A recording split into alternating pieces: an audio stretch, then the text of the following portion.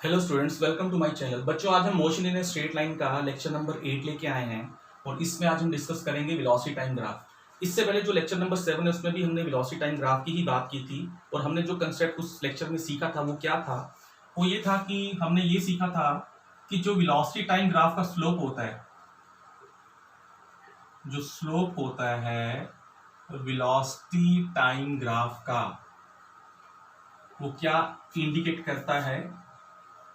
वो इंडिकेट करता है बच्चों एक्सेलरेशन। वो इंडिकेट करता है एक्सेलरेशन।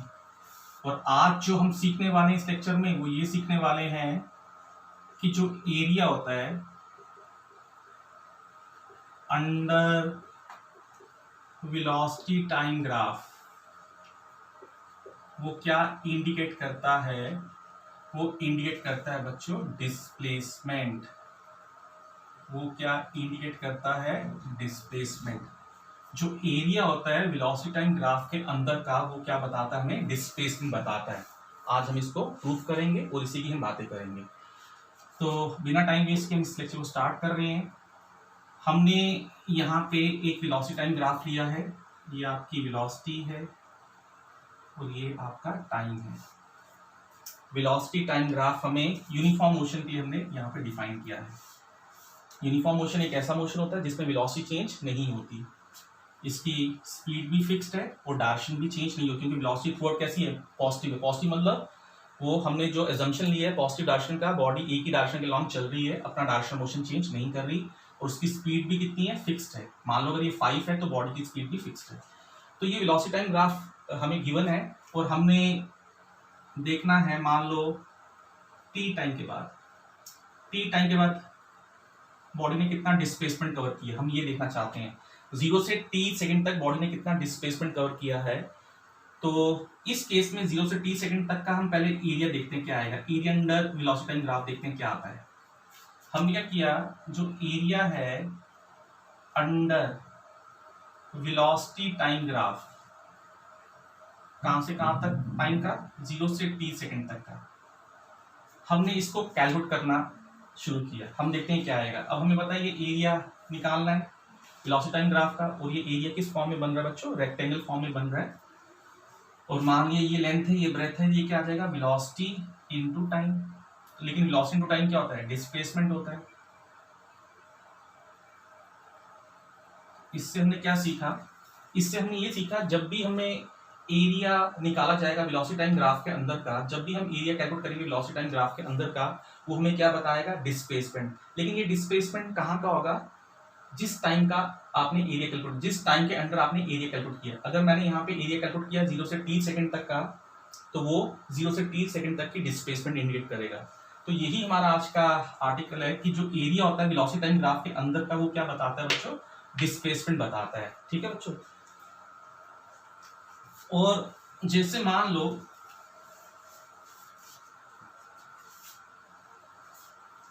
यही वेलोसिटी टाइम ग्राफ आपको गिवन है, वेलोसिटी टाइम ग्राफ आपको गिवन है, और यहाँ पे t1 टाइम है, यहाँ पे t2 टाइम है, ये 0 है।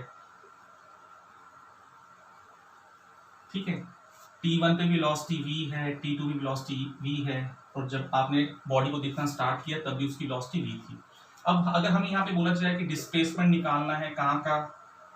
0 से t1 टाइम का। 0 से t1 टाइम का अगर आपने डिस्प्लेसमेंट निकालना है तो आपको पता है जो वेलोसिटी टाइम ग्राफ के अंदर का एरिया होता है वही डिस्प्लेसमेंट होता है। तो आपने 0 से t1 टाइम का डिस्प्लेसमेंट निकालना था, तो आप 0 से t1 टाइम का एरिया ले लो। ये एरिया, ये जो एरिया होगा, जो शेडेड एरिया मैंने दिखाया है, यही इसका डिस्प्लेसमेंट होगा। आप इसको कैलकुलेट कर लें, जो वैल्यू आएगी वही डिस्प्लेस। मान लो इसको मैंने a1 नाम दे दिया, तो इसका मतलब इस केस में डिस्प्लेसमेंट क्या होगा? a1 के बराबर होगा। ठीक है बच्चों। अगर आपको बोला चाहे आपको डिस्प्लेसमेंट निकालना है कहां से कहां तक? t1 से t2 टाइम का। t1 से t2 टाइम का अगर आपने डिस्प्लेसमेंट निकालना है तो आपने क्या करना है? वेलोसिटी टाइम ग्राफ के अंदर का एरिया लेना है। लेकिन अब आपने एरिया t1 से t2 वाला लेना है, ये वाला एरिया लेना है जो मैं शेड कर रहा हूं एक डिफरेंट तरीके से। ये जो एरिया आएगा आपका t1 से t2 का, ये वाला, इसको मैंने नाम दे दिया मान लो a2, तो ये वाला एरिया आएगा a2।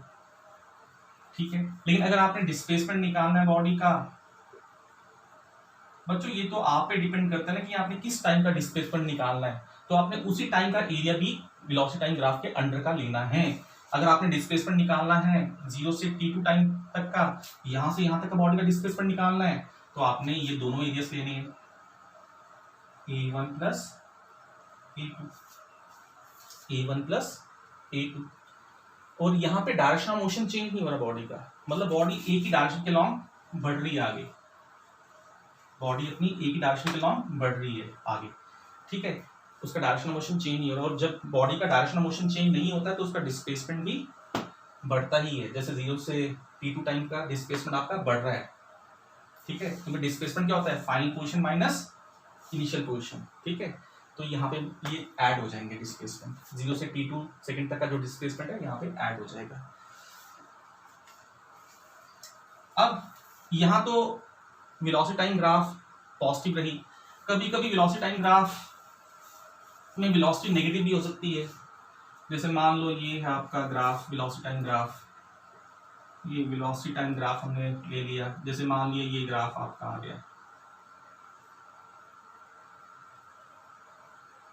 ये a1 एरिया, ये a2 एरिया, ये a3 area, 0 t1 t2 t2। अगर आपको कोई बोलता है कि आपने डिस्प्लेसमेंट निकालना है, ये आपको वेलोसिटी टाइम ग्राफ दिया, आपने डिस्प्लेसमेंट निकालना है कहाँ से कहाँ तक, 0 से t1 तक, डिस्प्लेसमेंट निकाल रहे हैं 0 से t1, तो वो क्या होगा, a1 एरिया होगा। ये जो एरिया आएगा, ये एरिया की जो वैल्यू होगी वही डिस्प्लेसमेंट होगा आपका 0 से t1 का। अगर आपको निकालना है डिस्प्लेसमेंट कहां से कहां तक, 0 से t2 का, 0 से t2 का अगर आपने डिस्प्लेसमेंट निकालना है, इस केस में आपने ध्यान रखना है वो क्या आएगा, a1 माइनस a2 लेना है, क्योंकि यहाँ पे डायरेक्शन ऑफ मोशन चेंज हो गया बॉडी का। अगर बॉडी आपकी इस डायरेक्शन में जा रही थी तो t1 टाइम के बाद उसने डायरेक्शन ऑफ मोशन चेंज कर दिया, मतलब बॉडी ने अपनी डायरेक्शन रिवर्स कर दी है। तो जब बॉडी की डायरेक्शन रिवर्स होगी तो उसका डिस्प्लेसमेंट ओवरऑल कम हो जाएगा, तभी हम इस चीज को सब्ट्रैक्ट करते हैं यहाँ पे।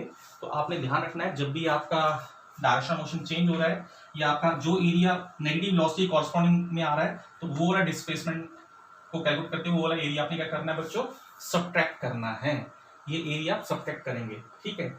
अगर आपको डिस्प्लेसमेंट निकालना है बॉडी का, अगर आपने बॉडी का डिस्प्लेसमेंट निकालना है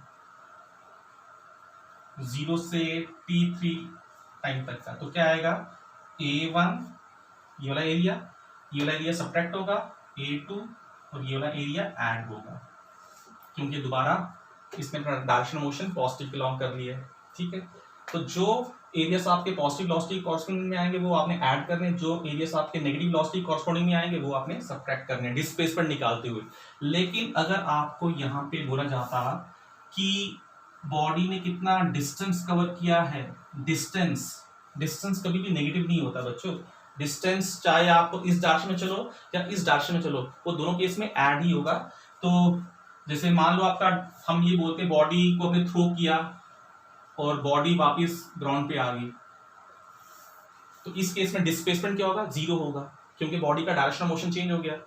जितना बॉडी ने पॉजिटिव चला उतना ही बॉडी ने नेगेटिव चला, तो इसका मतलब नेट डिस्प्लेसमेंट 0 है। लेकिन डिस्टेंस 0 नहीं होगा, डिस्टेंस हमेशा ऐड ही होगा दोनों केस का, ये वाला डिस्टेंस और ये वाला डिस्टेंस ऐड होके वो नेट डिस्टेंस बनेगा। तो डिस्टेंस अगर हमने निकालना हो 0 से t2 का, 0 से t2 का अगर हमने डिस्टेंस निकालना है वो हम क्या करेंगे, a1 और a2 को ऐड ही करेंगे, जबकि डिस्प्लेसमेंट में a1 में से a2 को सब्ट्रैक्ट किया था।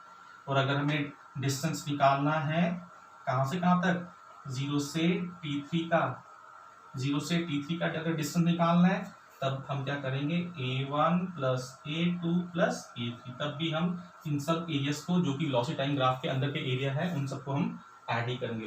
तो बच्चों जब भी कोई बॉडी स्ट्रेट लाइन में चलती है और डायरेक्शन ऑफ मोशन अगर उसका चेंज नहीं होता, उस केस में डिस्टेंस और डिस्प्लेसमेंट सेम ही होता है, ये भी आपको पता होना चाहिए। तो ये हमने कुछ कंसेप्ट सीखे कि हमें वेलोसिटी टाइम ग्राफ के अंदर का जो एरिया होता है वो डिस्प्लेसमेंट होता है, कब हमें एरियास ऐड करना है, कब हमें एरिया सब्ट्रैक्ट करना है। तो जैसे इसके बेस पे क्वेश्चन है, आपको आप ध्यान दें, क्वेश्चन है the velocity time graph for a body moving in a straight line is given। हमें ग्राफ गिवन है जो कि वेलोसिटी टाइम ग्राफ है। हमें फाइंड करना है distance as well as displacement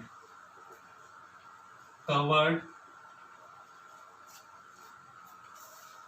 from t equals to 0 to t equals to 10 second. हमें velocity time graph given है बच्चों।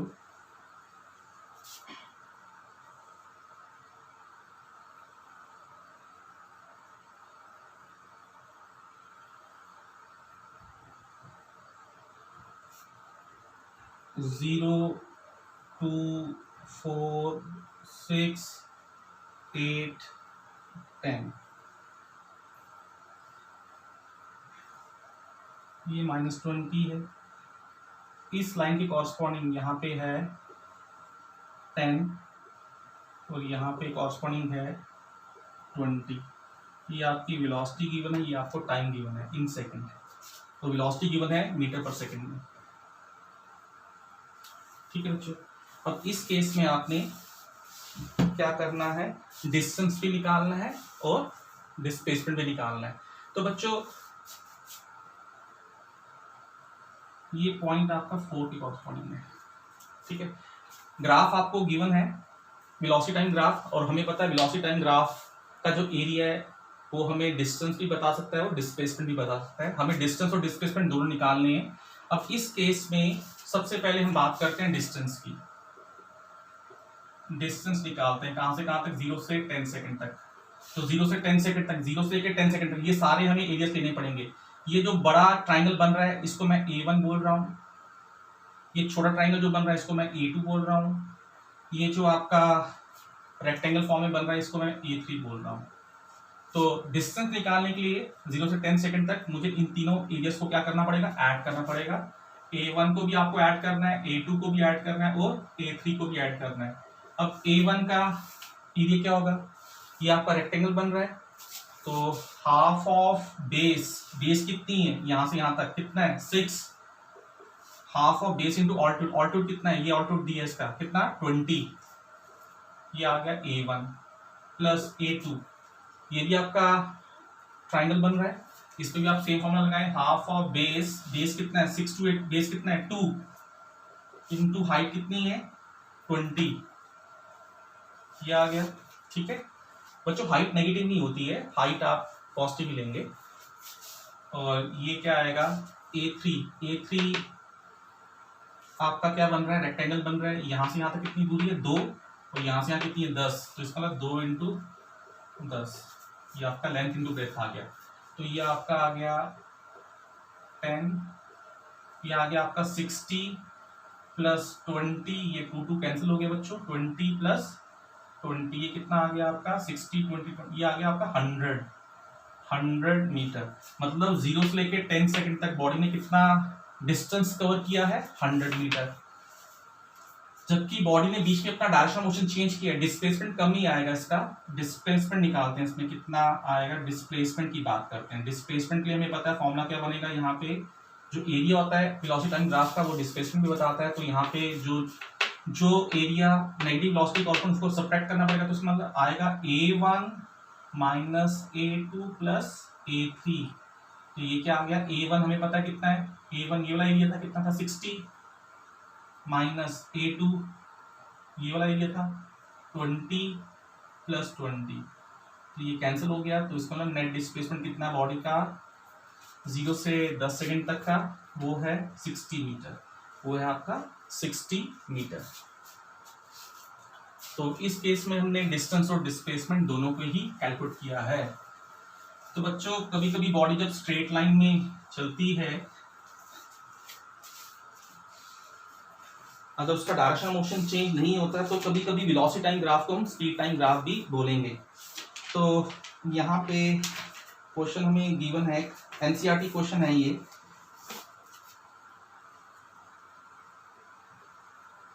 ये स्पीड टाइम ग्राफ हमें गिवन है speed time graph along a fixed direction, यहाँ पे लिखा है डायरेक्शन फिक्स्ड है, along a fixed डायरेक्शन मतलब डायरेक्शन मोशन चेंज नहीं हो रहा, इज शोन। ये आपका एनसीईआरटी क्वेश्चन है बच्चों, और क्वेश्चन नंबर है ये 27। हमें यहाँ पे स्पीड टाइम ग्राफ दिया फिक्स डायरेक्शन में, हमें बताना है obtain the distance and average speed between, दो पार्ट है यहाँ पे, टाइम है 0 से 10 सेकेंड और दूसरा है टाइम 2 से 6 सेकेंड। ठीक है, हमें एक तो डिस्टेंस निकालना है कितना कवर हुआ है और एवरेज स्पीड भी निकालनी है इन दोनों टाइम इंटरवल्स के लिए, और हमें स्पीड टाइम ग्राफ या फिर वेलोसिटी टाइम ग्राफ भी बोल सकते हैं इसको, वो हमें गिवन है।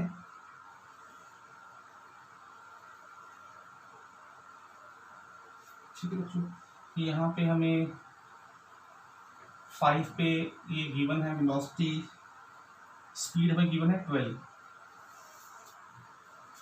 ये 0, यहाँ पे हमें 10 गिवन है। ठीक है, ये हमें ग्राफ गिवन है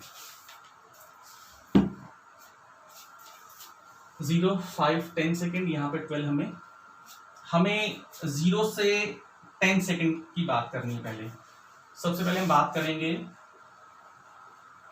हम सबसे पहले निकालेंगे डिस्टेंस, कहां से कहां तक का, 0 से 10 सेकेंड तक का। हमें पता है जो भी डिस्टेंस होगा 0 से 10 सेकेंड का वो एरिया होगा, ये पूरा एरिया आएगा, ये पूरा एरिया आएगा। तो ये पूरा एरिया कितना आएगा, ये होगा हाफ ऑफ बेस, बेस कितना है 10 इंटू ऑल्टीट्यूड कितना है 12, तो ये कितना आ गया, ये आ गया 60 मीटर। ठीक है बच्चों, ये हमारा डिस्टेंस आ गया। हमें डिस्टेंस भी निकालना था, कहां से कहां तक का, 0 से 10 सेकंड का। हमने डिस्टेंस निकाल लिया 0 से 10 सेकंड का, जो कि 60 मीटर आया है। अब हमें एवरेज स्पीड भी निकालनी है, और हमें पता है एवरेज स्पीड का फॉर्मूला क्या होता है, एवरेज स्पीड होता है total distance by total time, ये एवरेज स्पीड का फॉर्मूला था। अब टोटल डिस्टेंस बॉडी ने कितना कवर किया, 0 से 10 सेकंड का 60 मीटर, और कितने टाइम में कवर किया, 10 सेकंड में।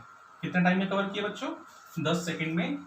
तो ये आपकी जो एवरेज स्पीड आ गई कितनी आ गई, 6 मीटर पर सेकंड, 6 मीटर पर सेकंड इसकी एवरेज स्पीड आ गई। तो हमने फर्स्ट केस के लिए डिस्टेंस में निकाल लिया, एवरेज स्पीड पे निकाल लिया। ठीक है बच्चों, अब हमें निकालना है 2 से 6 सेकंड का, केस 2। हमने बात करनी है 2 to 6 सेकंड, और हमारा जो ग्राफ है वो गिवन है, हमें वेलोसिटी टाइम ग्राफ गिवन है, कुछ ऐसा गिवन है। ये 5 है, ये 10 है, यहाँ पे 12 है स्पीड टाइम। अब हमें बात करनी है 2 से 6 सेकंड की। इसका मतलब 2 यहाँ होगा 1, ये 2 है, 2 से 6 सेकंड, 6 सेकंड यहाँ होंगे कहीं, ये 1 2 3 4 5, यहाँ पे 6 होगा। हमें ये बात करनी है, मतलब हमें बच्चों ये वाले एरियास निकालने हैं। 2 से 6 सेकंड तक का बॉडी का डिस्टेंस क्या होगा, ये वाला एरिया होगा। बॉडी ने 2 से लेके 6 सेकंड तक, बॉडी ने 2 से लेके 6 सेकंड तक कितना डिस्टेंस कवर किया, वो हमें एरिया निकालना पड़ेगा 2 से 6 सेकंड के अंदर का, और यहां से ये वाला एरिया आ रहा है। इसका मतलब मुझे क्या देखना पड़ेगा, मुझे देखना पड़ेगा ये 2 सेकंड पे बॉडी की स्पीड क्या है, तो ये निकालना है, मान लो v1 है, और 6 सेकंड पे बॉडी की स्पीड क्या है वो भी निकालना है, मान लो वो v2 है। ये बच्चों जब तक हमें ये पॉइंट नहीं पता चलेगा, जब तक हमें ये पॉइंट नहीं पता, तब तक हम इसका एरिया कैलकुलेट नहीं कर पाएंगे, क्योंकि ये दो ट्रेपेजियम बन रहे हैं। एक ट्रेपेजियम ये बन रहा है, ये वाला आधा हिस्सा, और एक हिस्सा ये बन रहा है। एक ट्रेपेजियम ये बन रहा है, एक ट्रेपेजियम ये बन रहा है, ये दोनों पे निकालने पड़ेंगे। तो हम यहाँ पे एक बात और समझ लें, ये आपका टाइम्स 0 है। इस पॉइंट के कोऑर्डिनेट्स क्या होंगे? इस पॉइंट के कोऑर्डिनेट्स हैं 5, 12, और इस पॉइंट के कोऑर्डिनेट्स क्या हैं? 0, 0। ठीक है बच्चों, अब हम देखें 0 से 5 सेकंड तक, 0 से 5 सेकंड तक बॉडी की एक्सलेरेशन कितनी है। और बच्चों जब भी हमें वेलोसिटी टाइम ग्राफ या स्पीड टाइम ग्राफ गिवन है, तो उसका जो स्लोप होता है, उसका जो स्लोप होगा बच्चों, बॉडी एक फिक्स डायरेक्शन में चल रही है, तो स्पीड बोलें या वेलोसिटी बोलें एक ही बात है, क्योंकि बॉडी की डायरेक्शन चेंज नहीं हो रही है। तो जब डायरेक्शन चेंज नहीं होती है यहाँ से यहाँ तक, बॉडी का यूनिफॉर्म एक्सलेरेशन है। हम बात कर रहे हैं 0 से 5 सेकंड तक, 0 से 5 सेकंड तक बॉडी की एक्सलेरेशन कितनी होगी। अब देखते हैं एक्सलेरेशन क्या होगा 0 से 5 सेकंड तक। 0 से 5 सेकंड तक बॉडी का एक्सलेरेशन कितना होगा? एक्सलेरेशन का फॉर्मूला होता है slope y2 minus y1 bye x2 minus x1 निकाल लें। तो ये स्लोप क्या आएगा? 12 माइनस 0 बाय 5 माइनस 0, ये कितना आ गया? 2.4 मीटर पर सेकंड स्क्वायर। 0 से 5 सेकंड तक बॉडी का जो एक्सलेरेशन है 2.4 है। इसका मतलब अगर 0 से 5 सेकंड तक 2.4 है, तो 0 से 2 सेकंड तक का भी क्या होगा? 2.4 ही होगा, क्योंकि 0 से 5 सेकंड तक एक्सलेरेशन क्या है? फिक्स्ड है, क्योंकि स्लोप क्या है लाइन का? फिक्स्ड। 0 से 5 सेकंड तक जो एक्सलेरेशन होगा बच्चों, वही एक्सलेरेशन होगा 0 से 2 सेकंड का भी। इसका मतलब 0 से 2 सेकंड तक भी बॉडी का एक्सलेरेशन क्या है? फिक्स्ड है।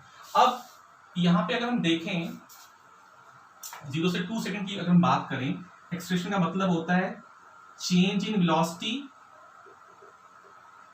By change in time. Change in time, अब मैं चेंज इन टाइम ले रहा हूं 0 से 2 सेकंड, 0 से 2 सेकंड, ठीक है। 0 से 2 सेकंड टाइम में कितना चेंज आया? 2 का। और 0 पे आपकी वेलोसिटी क्या थी? 0 पे आपकी वेलोसिटी क्या थी? 0। और 2 पे आपकी वेलोसिटी क्या है? वही तो निकालनी है, वो मैंने मान लिया v1 है। चेंज इन टाइम मतलब 0 से 2 सेकंड का आपका देखना है चेंज इन वेलोसिटी कितना है। 0 से 2 पे आपकी वही तो देखना है। 0 पे वेलोसिटी 0 है, 2 पे वेलोसिटी क्या है वो देखना है। 2 पे वेलोसिटी ने क्या माना? v1 माना है, तो ये v1 आ गया। लेकिन आपको पता है 0 से 2 सेकंड तक का जो एक्सलेरेशन है 0 से 5 सेकंड का भी वही होगा, और वही होगा 2.4। तो 2.4 आपका एक्सलेरेशन है। v1 निकालना है बच्चों, इनिशियल वेलोसिटी 0, 2, तो ये आपका कितना आ गया? v1 कितना आ गया? v1 आ गया 4.8, ये आ गया 4.8। वेलोसिटी पॉजिटिव ही आनी चाहिए, ठीक है। यहाँ पे 4.8 आ गई, इसका मतलब v1 की वैल्यू में पता चली 4.8। ठीक है बच्चों, ये आपका आ गया यहाँ पे 4.8। अब मैं इसको मिटा रहा हूँ, ये लिख रहा हूँ यहाँ पे 4.8। अब हम बात करते हैं यहाँ की। अब मुझे ये देखना है, अब 5 से 10 सेकंड तक का एक्सलेरेशन निकालते हैं। एक्सलेरेशन निकालते हैं 5 to 10 सेकंड का, क्योंकि जो एक्सलेरेशन आपका 5 से 10 सेकंड का होगा वही आपका 5 से 6 सेकंड का भी होगा। अब 5 से 10 सेकंड का एक्सलेरेशन क्या होगा? एक्सलेरेशन के लिए चलो हम देख लेते हैं। ये वाला पॉइंट क्या आ गया? ये वाला पॉइंट आ गया 10, 0, ये वाला पॉइंट 5, 12 है। तो बच्चों हमें पता है एक्सलेरेशन निकालने के लिए हमें लाइन पे 2 पॉइंट्स चाहिए होते हैं। तो ये आपका y2 minus y1 bye x2 minus x1, क्योंकि हमें पता है स्पीड टाइम ग्राफ का जो स्लोप होगा वो क्या बताएगा? एक्सलेरेशन बताएगा, जो कि हमने लेक्चर नंबर 7 में पढ़ा था। तो ये y2 कितना है? 0, ये y2 है, ठीक है। ये x1 y1, x2 y2, y2 0, y1 कितना आ रहा है? 12, x2 कितना आ रहा है? 10, और x1 कितना आ रहा है? 5। ये कितना आ गया? -12 बाय 5, ये आ गया -2.4 मीटर पर सेकंड स्क्वायर। तो इसका मतलब एक्सप्रेशन तो नेगेटिव यानी, क्योंकि यहाँ पे स्पीड क्या हो रही है? कम हो रही है, ठीक है। तो एक्सप्रेशन आपकी रिटार्डेशन की फॉर्म में आएगी, रिटार्डेशन हो रहा है। तो इसका मतलब अब हमें देखना है कि 5 से 6 सेकंड तक। अब हम देख रहे हैं जब 5 से 6 सेकंड का चेंज इन टाइम हुआ, तो हमने देखना है वेलोसिटी में कितना चेंज आया। तो फ्रॉम 5 to 6 सेकंड हमें पता है एक्सप्रेशन क्या होता है? Change in velocity, change in velocity by change in time, change in velocity by change in time. अब टाइम में कितना चेंज आ गया, 5 to 6, 6 - 5 चेंज आया है, 6 - 5 चेंज आया, और 6 सेकंड पे बॉडी की वेलोसिटी क्या है, v2 जो मैंने निकालनी है, और 5 सेकंड पे बॉडी की वेलोसिटी क्या है, 12। तो एक्सप्रेशन कितना है बच्चों आपका, एक्सप्रेशन है आपका -2.4। बच्चों जो एक्सप्रेशन आपका 5 से 10 सेकंड का है वही आपका एक्सप्रेशन 5 to 6 है, क्योंकि 5 से 10 सेकंड तक एक्सप्रेशन चेंज नहीं हुआ है, क्योंकि स्लोप चेंज नहीं हुआ है। तो ये आपका आ गया v2 - 12 = -2.4, 6 - 5 1, तो ये आ गया v2 कितना आ गया, 12 - 2.4, ये आ गया 9.6 मीटर पर सेकेंड। इसका मतलब v2 की वैल्यू कितनी आ गई, 9.6। ये आपका 4.8 है और ये आपका 9.6 है। अब हम यहाँ का डिस्टेंस निकाल सकते हैं, 2 से 6 सेकंड तक का अब हम डिस्टेंस निकाल सकते हैं। तो बच्चों ये हमने पहले वेलोसिटी निकाल ली, अब इसका डिस्टेंस देखते हैं क्या आएगा। सबसे पहले हम ये जो आपका ट्रिपेजियम है 2, 5 वाला, ये वाला ट्रिपेजियम जो है इसका एरिया निकाल रहे हैं। अब हम देख रहे हैं डिस्टेंस। बच्चों ये ट्रिपेजियम बने आपके दो, एक ये बना, ठीक है, ये मान लो 2 सेकंड वाला है 2, 5, और यहाँ कितना है, ये आ गया 4.8 के कॉरस्पॉन्डिंग आ गया, और ये किसके कॉरस्पॉन्डिंग आ गया, 12 के कॉरस्पॉन्डिंग आ गया, ठीक है। ये वाला ट्रिपेजियम बात कर रहे हैं, ये वाला, ठीक है। अब आपका देख लें यहाँ पे डिस्टेंस आपने जो कवर किया है 2 से 5,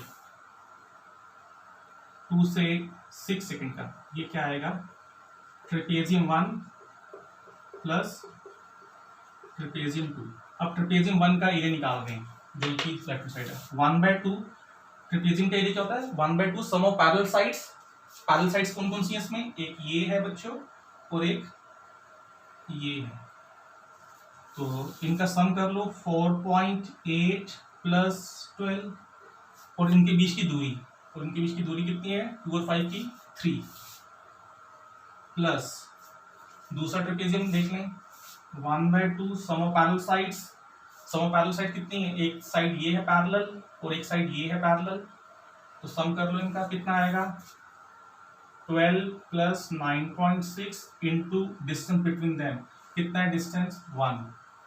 तो आप इन दोनों एरियाज को ऐड कर लो, तो जो आएगा वो आपका डिस्टेंस कवर होगा। तो इसको हम देख लेते हैं कितना आया, ये 1/2, ये आ गया 16.8 इंटू 3 प्लस 1/2, ये कितना आ गया 9 और 2 1, 21.6, ठीक है, ये आ गया। और आप इनको जब ऐड करोगे वो कितना आएगा, 36 मीटर आएगा, 36 मीटर के बराबर आएगा। इनको आप ऐड करके देखें कितना आ रहा है, 36 मीटर के बराबर आना चाहिए, 2 8 ठीक है, ये आ गया 210.8, ये कितना आ गया 8.4 इंटू 3 प्लस 10.8, ये कितना आ गया 4 से 12, 25.2 प्लस 10.8, ये कितना आ गया 36 मीटर आ गया। तो बॉडी ने जो डिस्टेंस कवर किया है 2 से 6 सेकंड तक का, वो कितना किया बच्चों, 36 मीटर। अब हमें एवरेज स्पीड भी निकालनी थी, अब हम स्पीड निकाल लेते हैं। अब हमें पता है एवरेज स्पीड क्या होगी, कहाँ से कहाँ तक, 2 से 6 सेकंड तक की निकालनी है, वो क्या होगी, वो होगी आपकी total distance by total time. अब टोटल डिस्टेंस कितना कवर किया बॉडी ने, 36, और टोटल टाइम कितना लगा, 2 से 6 सेकंड का, 2 से 6 सेकंड का टोटल टाइम क्या लगा, 4 सेकंड, तो ये आपका आ गया 9 मीटर पर second. This is your average speed. तो बच्चों आज हमने ये समझा कि जो भी वेलोसिटी टाइम ग्राफ के अंडर एरिया आता है वो क्या होता है, डिस्प्लेसमेंट के बराबर होता है। और उसके बेस पे हमने एक दो क्वेश्चंस करने की कोशिश की। ठीक है, हमने एक दो क्वेश्चंस के बेस पे देखे। अब बच्चों एक क्वेश्चन आप और देख लें।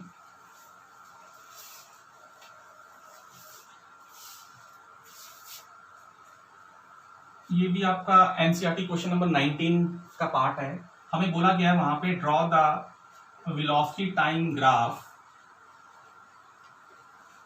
For a bouncing ball. हमें वेलोसिटी टाइम ग्राफ ड्रॉ करना है बाउंसिंग बॉल का। तो बच्चों इसमें हम दो केसेस लेंगे। जैसे मान लो ये कोई बच्चा है और इसने यहां से बॉल को, ये बॉल है, इसने बॉल को यहां से रिलीज कर दिया। जैसी बॉल को इसने रिलीज किया, बॉल नीचे आएगी और दोबारा यहाँ पे कोलिजन होगा। इसका बॉल दोबारा से बाउंस होके वापस जाएगी। यहाँ पे डायरेक्शन मोशन डाउनवर्ड है, यहाँ पे डायरेक्शन मोशन अपवर्ड है। लेकिन हम यहाँ पे केस ले रहे हैं, पहला केस हम यहाँ ये ले रहे हैं कि जब बॉल ने स्ट्राइक किया ग्राउंड के साथ, हमने ये माना उसकी काइनेटिक एनर्जी चेंज नहीं हुई, मतलब कोलिजन इलास्टिक हुआ। अभी आपको इलास्टिक कोलिजन का नहीं पता, हम ये मान रहे हैं कि इस पॉइंट पे जब बॉल ने स्ट्राइक किया ग्राउंड के साथ तो उसकी काइनेटिक एनर्जी चेंज नहीं हो रही है, मतलब ये बोले उसकी स्पीड चेंज नहीं हो रही है। अगर उसने 20 मीटर पर सेकंड से स्ट्राइक किया है तो वो रिबाउंड भी 20 मीटर पर सेकंड से ही कर रही है। कुछ ऐसी कंडीशन यहाँ पे बनी है। मान लिया हमने ये केस लिया कि काइनेटिक एनर्जी हमारी क्या है, कांस्टेंट है, वो चेंज नहीं हो रही। पहला केस हम ये डिस्कस करेंगे। जैसे हमने यहाँ पे माना कि इस पॉइंट पे अगर हम देखें, इस पॉइंट पे जब बॉल उसके हाथ में थी तो टाइम हमने यहाँ से स्टार्ट करना है, यहाँ से टाइम 0, और मान लिया इनिशियल वेलोसिटी क्या है, 0 है। इनिशियल वेलोसिटी क्या है, 0। लेकिन उसके बाद बॉल कहाँ आ रही है, ऊपर जा रही, नीचे आ रही, नीचे आ रही है, और नीचे की जो डायरेक्शन है उसको हम नेगेटिव मानते हैं। उसके बाद टाइम बढ़ेगा और हमने माना बॉल आपकी टाइम t के बाद, टाइम 0 पे वेलोसिटी 0 है, बॉल आपके हाथ में है और आपने बॉल को रिलीज कर दिया। जैसी बॉल को आपने रिलीज किया, टाइम t के बाद मान लो उसने स्ट्राइक किया, कहाँ, ग्राउंड के साथ। टाइम t पे उसने स्ट्राइक किया ग्राउंड के साथ, और किस वेलोसिटी से स्ट्राइक किया, मान लो -v से स्ट्राइक किया। माइनस मतलब उसका डायरेक्शन ऑफ मोशन ये है। और इसी टाइम t पे उसने अपना डायरेक्शन ऑफ मोशन चेंज कर दिया, +v कर दिया। प्लस मतलब ऊपर चल गई, v मतलब उसने अपनी काइनेटिक एनर्जी चेंज नहीं की। हम कंडीशन ले रहे हैं, मान लो उसने काइनेटिक एनर्जी अपनी चेंज नहीं की, जिस स्पीड से उसने स्ट्राइक किया उसी स्पीड से उसने रिवर्स किया, लेकिन एक अलग डायरेक्शन में किया। तब हमने यहाँ पे वेलोसिटी को पॉजिटिव बोले, क्योंकि हमें वेलोसिटी टाइम ग्राफ ड्रॉ करना है। स्पीड चेंज नहीं हो रही बॉल की जब बॉल ने स्ट्राइक किया, लेकिन उसकी डायरेक्शन चेंज होगी, इसलिए हमने +v माना। मतलब सेम टाइम पे ये बॉल अपनी डायरेक्शन चेंज कर रही है सेम स्पीड के साथ। और मान लिया ये t1 है, ये t1 है, और t2 टाइम पे मान लिया बॉल दोबारा से कहां चलेगी, हाइट गेन कर रही, दोबारा उसकी वेलोसिटी क्या होगी, 0 होगी। ठीक है, t2 टाइम पे उसकी वेलोसिटी दोबारा 0 होगी। जब ये वापस जाएगी बॉल, थोड़ी देर बाद दोबारा से वही हाइट गेन करेगी, और after some time it will comes to rest. और उसके बाद t2 के बाद वो दोबारा नीचे आएगी t3 पे, किस स्पीड से, -v से, और इस t3 पे वो अपनी दोबारा से डायरेक्शन चेंज करेगी।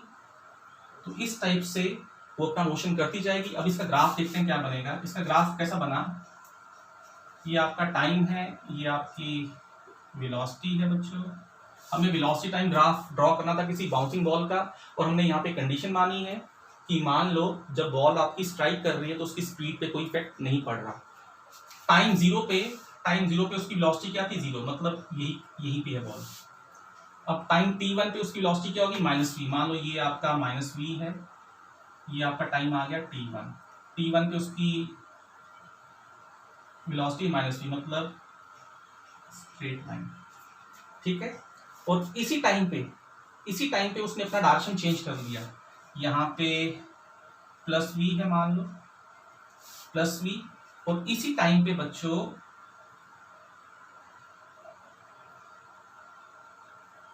बॉल हम यहाँ पे दिखाएंगे, इसकी वेलोसिटी दिखाएंगे +v इसी टाइम पे, क्योंकि इसी टाइम पे उसने क्या किया, यहाँ पे उसकी बाउंसिंग हो रही है। और फिर t2 टाइम के बाद बॉल दोबारा आ गई जीरो पे आ गई, और t3 टाइम में, यहाँ पे मान लो टाइम आपका है t3, और t3 टाइम के आते आते उसकी दोबारा वेलोसिटी क्या आ जाएगी, -v के बराबर, -v के, और दोबारा -v के बराबर, और दोबारा इसी टाइम पे उसकी वेलोसिटी क्या हो जाएगी, +v। तो ये इस टाइप से ग्राफ बनेगा, ये ग्राफ ऐसा चलेगा, ये ग्राफ आपका velocity time graph bouncing ball का ये ड्रॉप होगा। मतलब हम इस टाइम पे दो तरह की वेलोसिटीज हैं बॉल की। जब बॉल ने स्ट्राइक किया ग्राउंड के साथ, तो उस केस में बॉल की वेलोसिटी -v भी है, बॉल की वेलोसिटी +v है, क्योंकि उसी केस में आपकी डायरेक्शन चेंज हो रही है। तो हम यहाँ पे वही दिखा रहे हैं, ठीक है। t1 पे उसकी वेलोसिटी -v भी है, t1 पे उसकी वेलोसिटी +v भी है। तो इस टाइप से आपका ग्राफ ड्रॉप होगा।